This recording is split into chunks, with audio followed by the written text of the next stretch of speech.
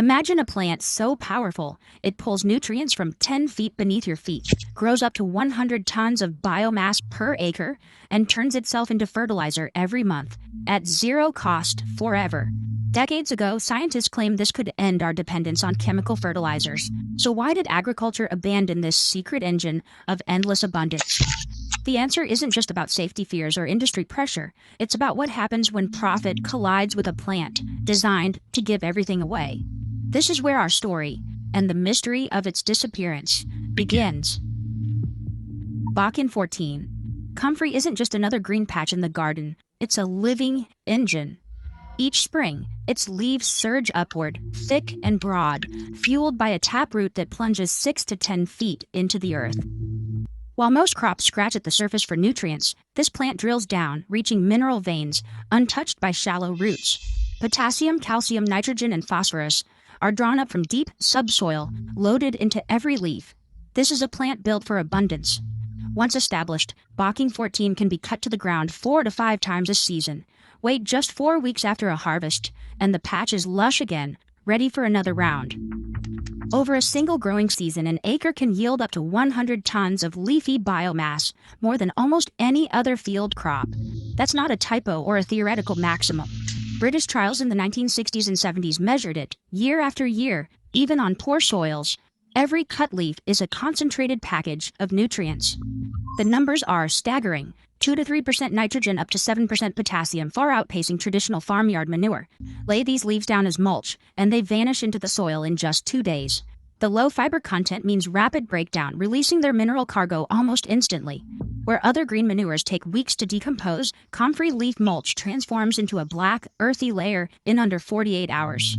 The cycle repeats, harvest after harvest. No annual replanting, no fertilizer input, no tilling. Each plant comes back stronger, its root system tunneling deeper, breaking up clay and improving drainage. Over 20 years, a single Comfrey patch can turn neglected ground into rich, living soil. This isn't just a plant. It's a self-renewing nutrient mine. Its taproot acts as a living drill, pulling up reserves that would otherwise stay locked far below the reach of vegetables and grains. The leaves, cut and dropped, act as a conveyor belt, cycling those minerals to the surface again and again. For anyone chasing true closed-loop fertility, Comfrey offers a blueprint that's hard to match. But a plant this powerful doesn't spread itself by seed. Bocking 14 is a sterile hybrid, bred to stay put. No invasiveness, no weedy takeover. It's all about controlled abundance, waiting for a gardener's hand to unlock its full potential. The only thing missing is someone willing to harness it. That's where the story of Comfrey's unlikely champion begins. Lawrence D. Hills did not look like a revolutionary. In 1954, he was a young British horticulturalist with a head full of post-war anxieties, empty shelves, tired soil, and a sense that the world's food supply was always one bad season from disaster. He saw something in Comfrey that others missed, a plant that could turn barren ground into a cornucopia, if only someone could tame it. That year, Hills founded the Henry Doubleday Research Association, or HDRA, in a rented cottage in Bocking, Essex. The mission was simple, but radical. Prove, with hard numbers and field trials, that Comfrey could feed people and livestock without chemicals or imported manure. The challenge was as much about control as abundance. Wild Comfrey was infamous for spreading by seed, invading fields and hedgerows. Hills knew that no farmer would trust a plant that could take over the land. So he set out to create a version that would stay put, a Comfrey that could be managed, not feared. Over the next several years, he gathered Comfrey strains from across Britain, digging up roots from old orchards and abandoned farms.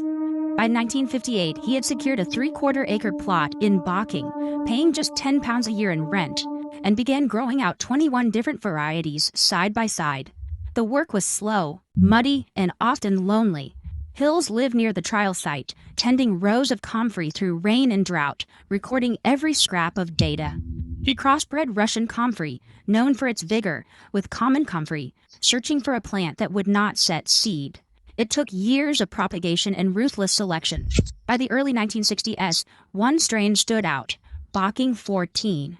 It was sterile, producing no viable seeds, and it showed a stubborn resistance to rust and disease. Most importantly, it delivered the highest nutrient content, especially potassium, of any variety tested. Hill's notebooks filled with yield charts and mineral analyses. He tracked regrowth rates, cut weights, and the effect of different soils. Early HDRA members, most of them ordinary gardeners, donated pennies and pounds to keep the trials going. Some sent letters describing their own Comfrey experiments, echoing Hill's conviction that we should all grow it, however little.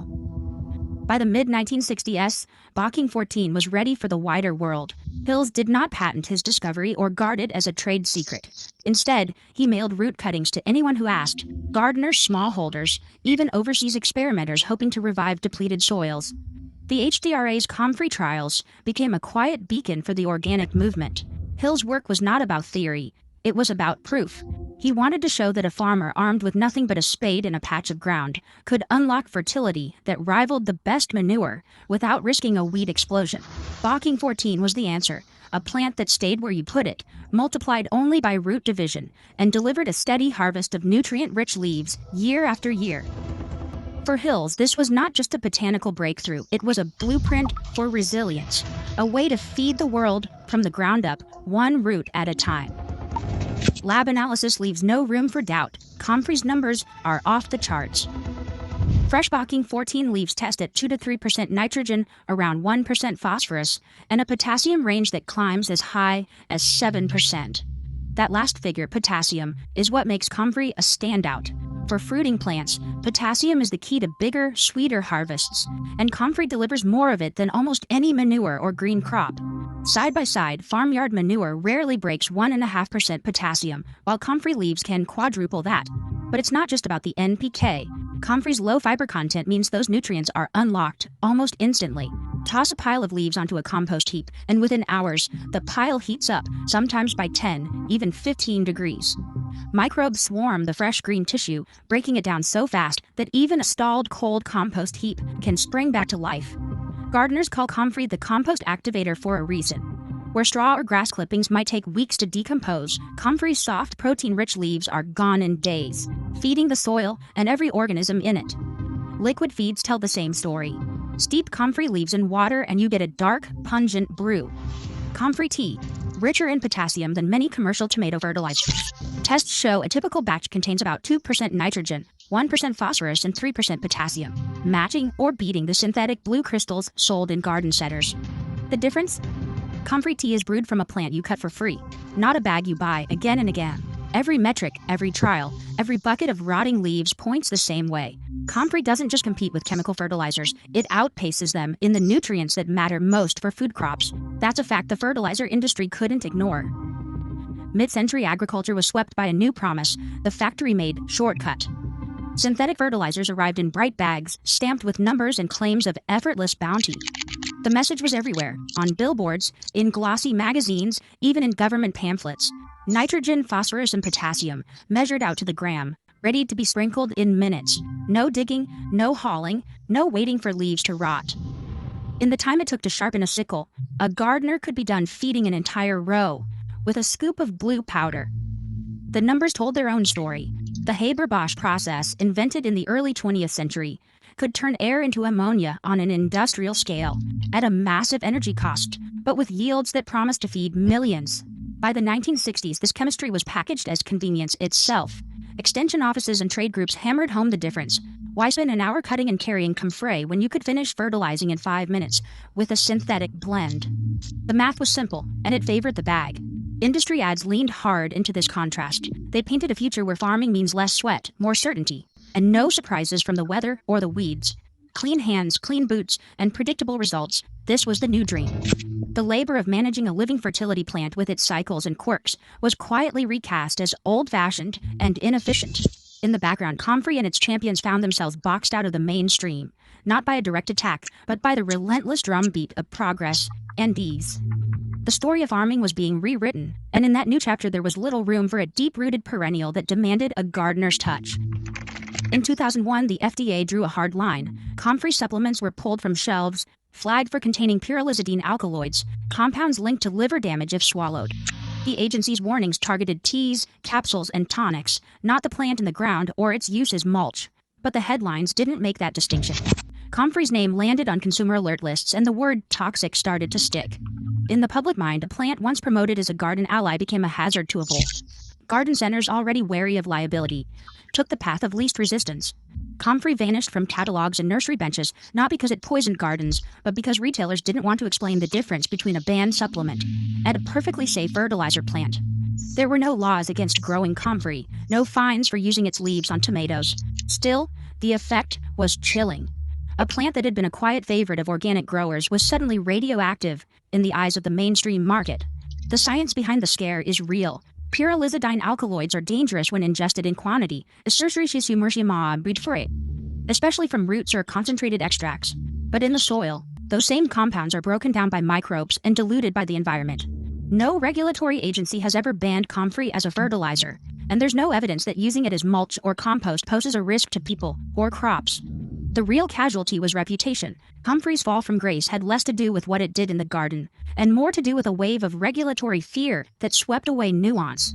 For years, the plant survived only among die-hard organic gardeners and permaculture circles, quietly passed along as root cuttings and word-of-mouth advice. The rest of the gardening world moved on, leaving the soil's old ally in the shadows. Chop and drop is the simplest way to turn comfrey's power into results. Grab a handful of those thick, bristly leaves, cut them at the base, and lay them right at the feet of your tomatoes, peppers, or berry bushes. No digging, no mixing, just drop the leaves and walk away. Within 48 hours, the green pile melts into the soil, releasing a flush of potassium and nitrogen exactly where fruiting plants need it most. The low fiber means the breakdown is almost instant. No waiting weeks for compost, no worry about nitrogen lockup. Every cut, every drop, feeds the soil life and the roots below. For a liquid boost, there's the infamous Comfrey tea. Stuff a bucket with fresh leaves, add water, and let it ferment for a week or two. The result is a dark, foul-smelling brew that outperforms most store-bought feeds. Tests peg its NPK at roughly 2, 1, 3, stronger in potassium than many chemical tomato fertilizers. But brewed from your own patch. Dilute it, pour it at the base of fruiting crops, and watch the difference in flower set and fruit size. Comfrey doesn't ask for replanting or annual fertilizer. Plant it once, and for 20 years or more, you have a living fertilizer factory. No trips to the garden center, no ongoing cost, just a cycle of cutting, dropping, and watching the soil grow richer every season. This is lazy abundance, a perennial loop that turns a single plant into infinite fertility with almost no effort beyond the occasional harvest. A veteran permaculture designer in the UK stands among his comfrey patch, roots deep in the same soil for over 15 years. Each spring, the plants surge back with no coaxing, producing up to 5 heavy harvests a season. He runs his hand through the thick leaves, recalling the early years when every bag of fertilizer was an expense. Today, he calculates that his small orchard saves nearly £2,000 over a decade. 12 bags of commercial fertilizer replaced every year by a cycle of cutting and dropping, comfrey. The dark, crumbly soil beneath his trees tells its own story, richer, looser, and alive with earthworms. This isn't theory. It's a perennial dividend, year after year. In a city 100 miles away, an urban gardener fills a bucket with comfrey leaves, bracing for the notorious smell. She grows tomatoes on a concrete balcony, but the routine is simple. Chop the leaves, drop them around the pots, and let them melt into the soil. For a liquid boost, she ferments comfrey tea, strong enough to outpace most blue powders at the garden center. Her fertilizer bill has dropped by 70%, and her plants show it. Each season, she counts on comfrey's potassium to push out clusters of fruit. No synthetic feed required. At a community garden, a soil scientist unpacks the numbers. He explains that comfrey leaves, used as mulch or tea, contain less than 1/10 of the pyrrolizidine alkaloids found in the roots. Microbes in the soil break these down rapidly. No evidence links comfrey mulch to toxins in harvests, and the environmental savings are real. A single comfrey patch can cut nearly a ton of carbon dioxide emissions over its lifetime compared to synthetic fertilizer. For modern growers, planting comfrey isn't nostalgia, it's rebellion. It's the choice to feed the soil, not the supply chain. Right now, fertilizer prices hit record highs while soil health declines worldwide. One plant buried by fear and convenience offers a proven path to self-renewing abundance. No store-bought inputs required. As global demand for sustainable food grows, the question isn't whether comfrey can change our future. It's whether we'll let old narratives keep us from planting it. What would you risk to grow freedom from the ground up?